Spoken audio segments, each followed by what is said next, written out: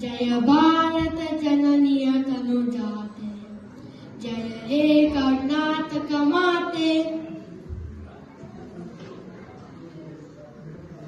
ಏನು ವಿಶೇಷ? ನವೆಂಬರ್ ಬಂತು. ಓಹೋ, ನವೆಂಬರ್ ಬಂದ್ರೆ ಸಾಕು. ಕನ್ನಡ ಅಂತೀರಾ? ಮಿಕ್ಕಿದ ಹಲವು ತಿಂಗಳು ಹೇಗಾಗಿದೆ?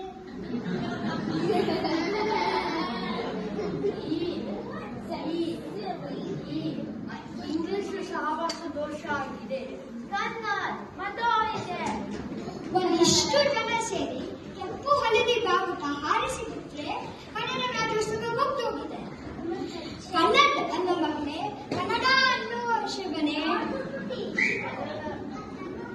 ಕನ್ನಡ ಬೆಳೆಸಲು ಮಾತ್ರ ಅಲ್ಲ, ಕನ್ನಡ ಬಳಸಲು ನಮಗೆ ಪ್ರೋತ್ಸಾಹಿಸಿ.